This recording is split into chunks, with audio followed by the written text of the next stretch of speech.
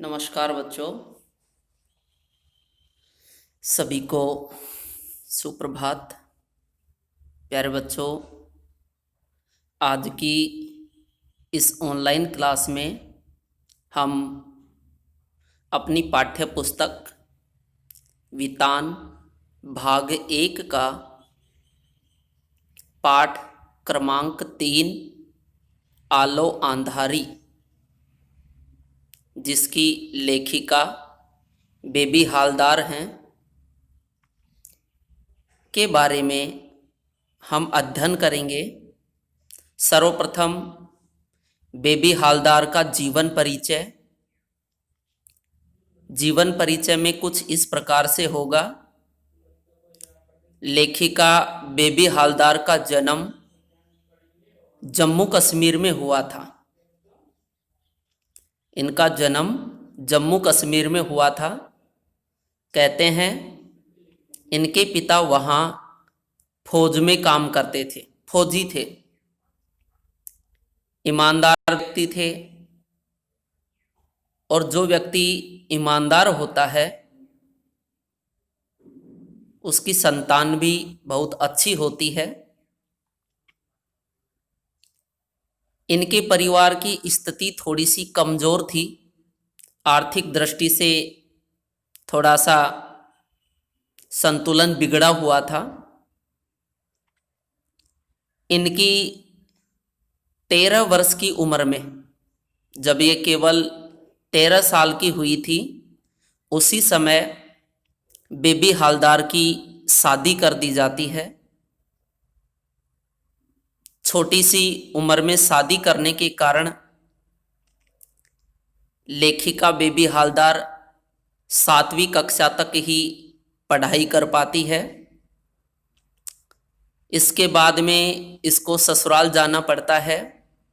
ससुराल में लगभग ये 10-12 वर्ष तक रहती है। लेकिन उसी समय इनके पति का इनके प्रति जो व्यवहार था वो बदल जाता है। शराब पी कर के पत्नी के साथ, बच्चों के साथ दुर्व्यवहार करने लग जाता है। इनको मारने पीटने लग जाता है।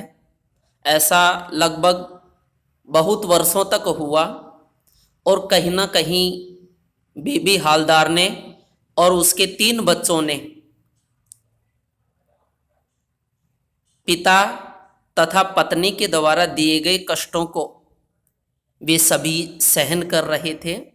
अंत में रहा नहीं जाता है और लेखिका बेबी हालदार अपने पति के घर को छोड़ करके और दुर्गापुर से सीधी फरीदाबाद चली जाती है। कुछ वर्षों तक वह वहाँ पर भी काम धंधा करती है। इसके बाद हरियाणा के गुड़गांव, जिसको वर्तमान में गुरुग्राम भी कहते हैं, वहाँ पहुँच जाती है और नौकरानी का रूप धारण करके दूसरों के घर में घरेलू कामकाज करने के लिए जाती है। वहीं इनकी मुलाकात एक अच्छे घर में, एक जिसको हम तातुस कहेंगे, उनके साथ हो जाती है। दिन भर वहीं पर काम करती है। बच्चों को भी धीरे धीरे वहीं पर रखने लग जाती है। तातुस का इनके प्रति बहुत ही अच्छा व्यवहार था। वो इनको हमेशा एक बेटी के समान मानते थे और बेबी हालदार भी उनको अपने पिता के समान मानती है। बहुत अच्छा मान सम्मान वहाँ उनको मिलता है। अंत में लेखिका को पढ़ाई से संबंधित थोड़ा बहुत काम दे देते हैं तातुस। धीरे धीरे उसकी लेखनी कार्य से प्रभावित होकर के तातुस ने एक दिन कहा कि तुम्हारे जीवन में जो कुछ घटना घटी है उसको आप इसमें लिख दीजिए। लेखिका ने वैसा ही किया। घरेलू कामकाज करने के बाद में जो समय बचता, लेखिका अपने आत्मजीवन के बारे में लिखने लग जाती। और कहते हैं तातुस के किसी मित्र के सहयोग से एक दिन बेबी हालदार के द्वारा लिखा हुआ बांग्ला भाषा में वो लेख प्रकाशित होता है। अपने नाम को पत्रिका में पाकर के बेबी हालदार बड़ी प्रसन्न होती है, खुश होती है, और इसी नाम को देख करके उनके बच्चे भी बड़े खुश होते हैं, और अंत में वह अपनी इस खुशी का श्रेय तातुस के चरणों में समर्पित कर देती है। इसी घटना को इस आत्म परिचय के माध्यम से हम मूल सारांश रूप में क्या करेंगे, पढ़ेंगे। लीजिए, इसका सारांश कुछ इस प्रकार से रहेगा। आलो अंधारी पाठ में लेखिका बेबी हालदार अपने बारे में बताते हुए कहती है कि वे किराए के घर में रहती थी। वैसे देखिए, इनका खुद का घर था, दुर्गापुर में था, लेकिन पति द्वारा किए गए अत्याचारों से पीड़ित होकर इन्होंने अपने पति के घर को छोड़ दिया था और फरीदाबाद जाती है। वहाँ भी इनको अच्छी व्यवस्था नहीं मिल पाती है। फरीदाबाद से गुड़गांव चली जाती है। यहाँ इनका खुद का घर नहीं था, ये किराए का मकान लेकर के रहा करती थी। उनके पास उस वक्त कोई काम ना था। जब ये पहली बार गुरुग्राम में जाती हैं तो मकान तो किराए पर मिल गया था, महंगा सस्ता जैसा भी था, मकान मिल गया, लेकिन मकान का किराया चुकाने के लिए अभी तक इनको काम नहीं मिला है। काम की तलाश जारी है।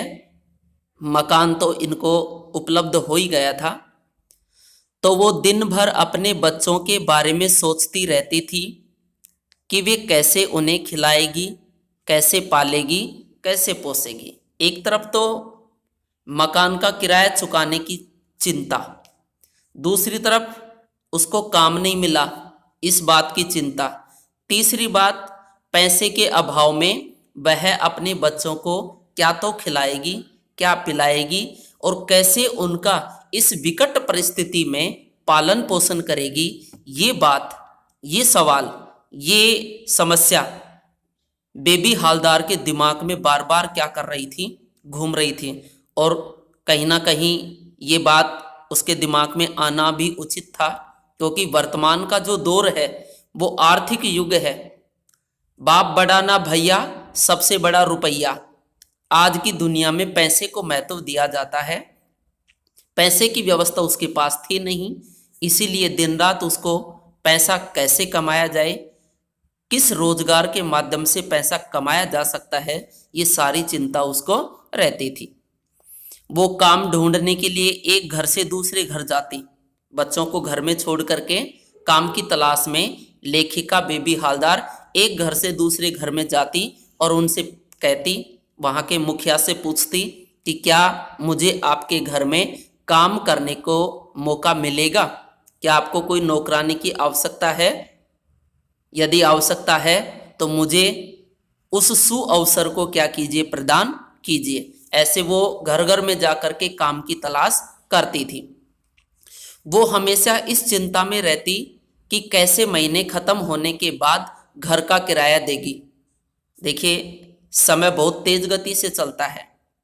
जब से उसने किराए पर मकान लिया है तब से उसको हमेशा यही चिंता रहती थी कि महीना पूरा होने वाला है, मकान मालिक आएगा और मकान का किराया मांगेगा, मेरे पास पैसों की व्यवस्था नहीं है, तो कैसे मैं उसको एडजस्ट कर पाऊंगी, कैसे मैं उसको समझा पाऊंगी, कहाँ से मैं उसको उसका किराया दे पाऊंगी। ये चिंता उसको हमेशा खाए रहती थी।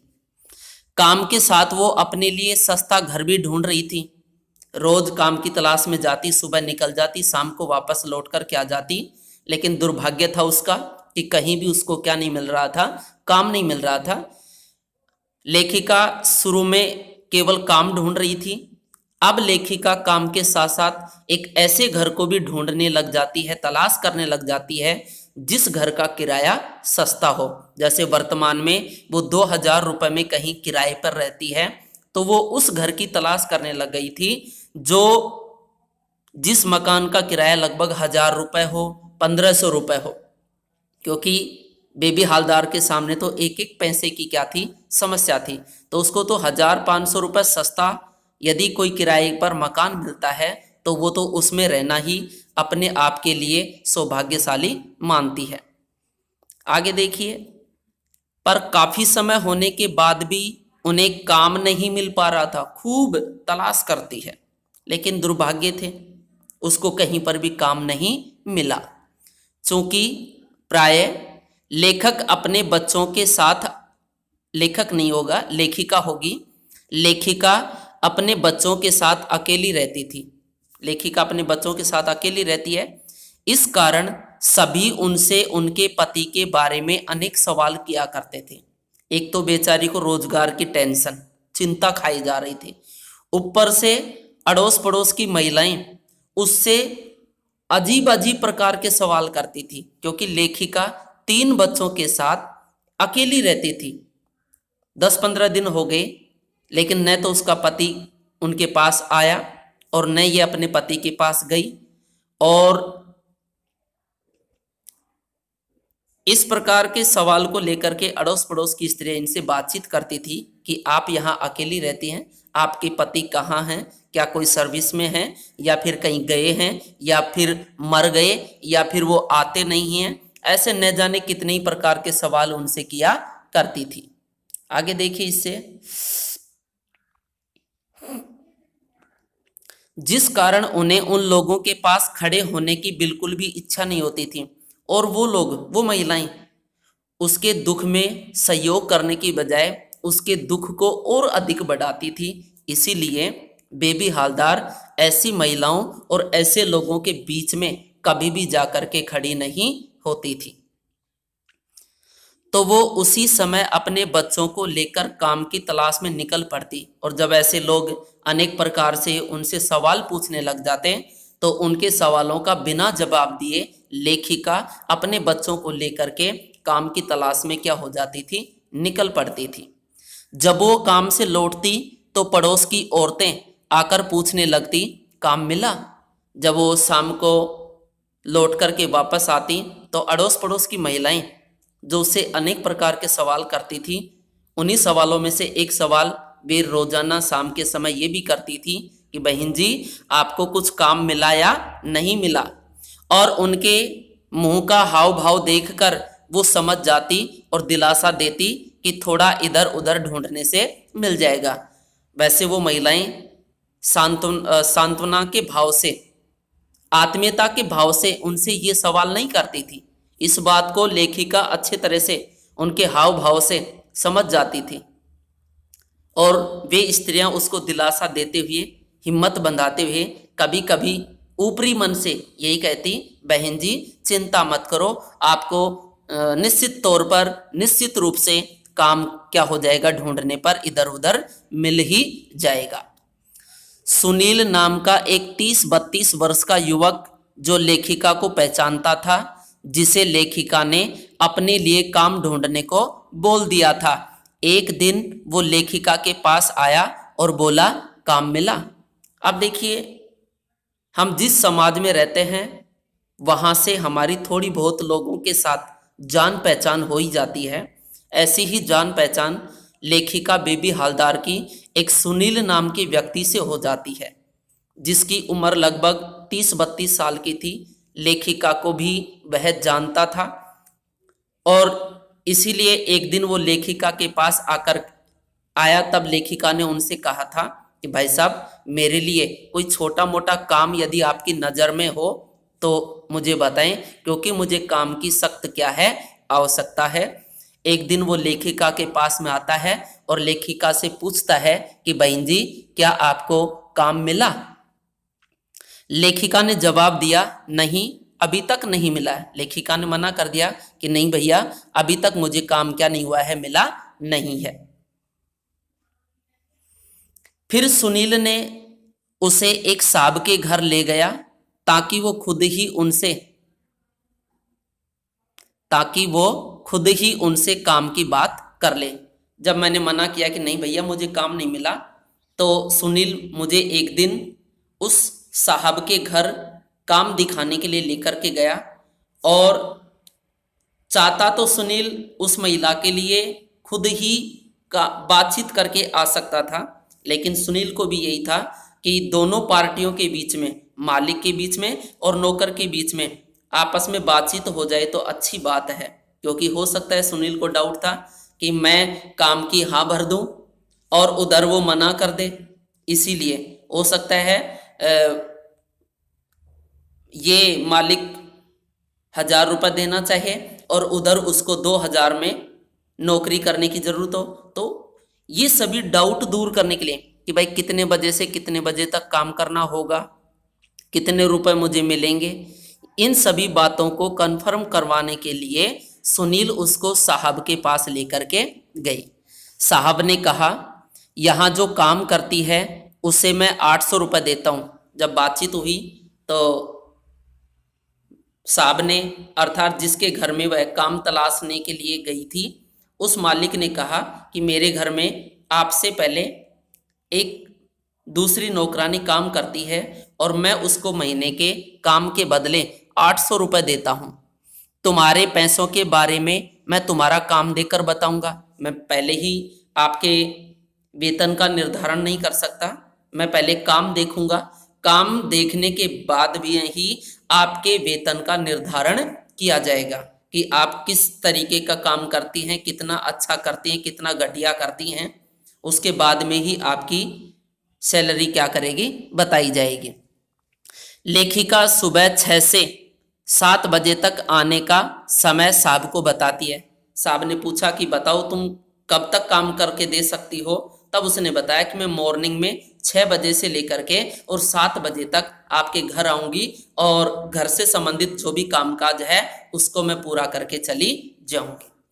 तो दोनों पार्टियों के बीच में, अर्थात साहब के बीच में और लेखिका के बीच में काम को लेकर के इस प्रकार का एक समझौता हो जाता है। अगले दिन जब लेखिका काम करने साहब के घर जाती है तो दूर से ही 35 से 40 वर्ष की एक विधवा को उसी घर में काम के लिए जाती देखती है। अब शर्त के अकॉर्डिंग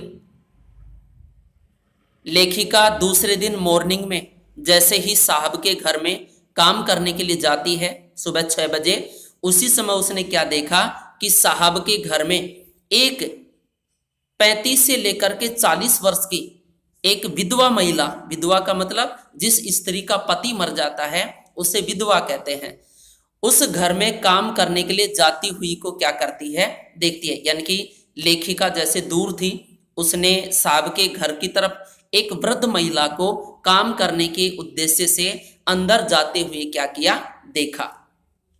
साहब बाहर पेड़ों में पानी दे रहे थे। उस समय साहब यानी कि घर का जो मालिक था वो घर में नहीं था, वो बाहर बगीचे में पेड़ पौधों को क्या दे रहा था, पानी दे रहा था।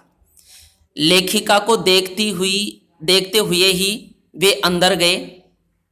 लेखिका को देखते हुए यानी कि साहब ने जैसे लेखिका को काम के ऊपर आते हुए देखा तो तुरंत साहब पेड़ों में पानी देने वाला काम क्या कर देते हैं, छोड़ देते हैं और काम देने के लिए वह उसको अंदर लेकर के जाते हैं और उस औरत से साफ साफ बात करके उसे काम से निकाल दिया। यानी कि मालिक उसको बता देता है उस वृद्ध महिला को कि देखो, मैंने इस कामकाज के लिए आपको इतने दिनों तक आपको यहाँ रखा था, लेकिन अब इस काम को करने के लिए मैंने किसी और को नियुक्त कर लिया है, इसलिए अब आपको इस घर में काम करने के लिए नहीं आना होगा। वह औरत भी बंगाली थी जो पहले से काम कर रही थी, जो बूढ़ी थी, जो विधवा थी। वो औरत भी कौन से देश से थी, कौन से स्टेट से थी, बंगाल से थी, बंगाली थी। बाहर आने के बाद वो औरत लेखिका को गालियां देने लगी। साहब के मना करते ही वो बंगाली महिला आग बबूला हो जाती है और बाहर आकर के काम करने के लिए आई हुई उस लेखिका को भला बुरा कहने लगे जाती है कि तुम्हें शर्म नहीं आती है क्या, तुमने मेरे पेट के ऊपर लात मारी है, भगवान करे तेरे पेट के ऊपर लात पड़े। ऐसे पता नहीं उसको क्या क्या कहने लगे जाती है।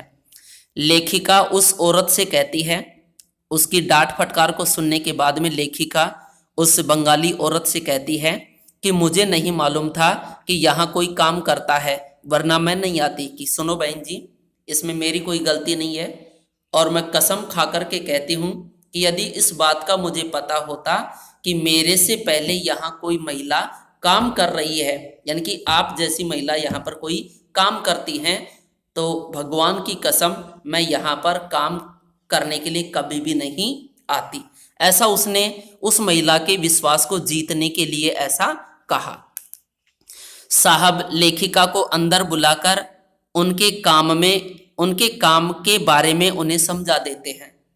लेखिका को साहब अंदर लेकर के जाते हैं, पहले वाली महिला को हटा देते हैं, नौकरी से निकाल देते हैं और उस लेखिका को, बेबी हालदार को अंदर ले जा करके उसको कामकाज के बारे में बता देते हैं कि कौन सा सामान कहाँ पर रखा है, आपको कितना काम करना है, कितनी देर में करना है, कैसे किस प्रकार से आपको करना है, सारा काम उसको समझा देता है।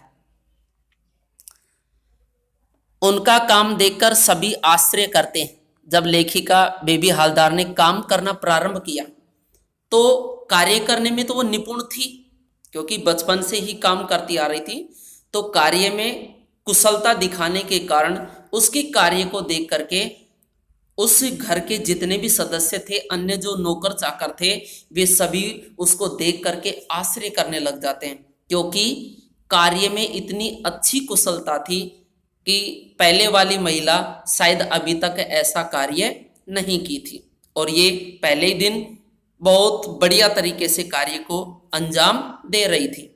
बातों बातों में जब साहब को पता चला कि लेखिका अपने बच्चों को पढ़ाना तो चाहती है पर पढ़ा नहीं पा रही, तो साहब ने लेखिका को अपने बच्चों को लेकर आने को कहा। वैसे एक दो दिन के बाद में लेखिका और तातुस के बीच में बातचीत होती है, तो उसने पूछा कि आपके कितने बच्चे हैं, तो उन्होंने बता दिया 3 बच्चे हैं, पढ़ते हैं।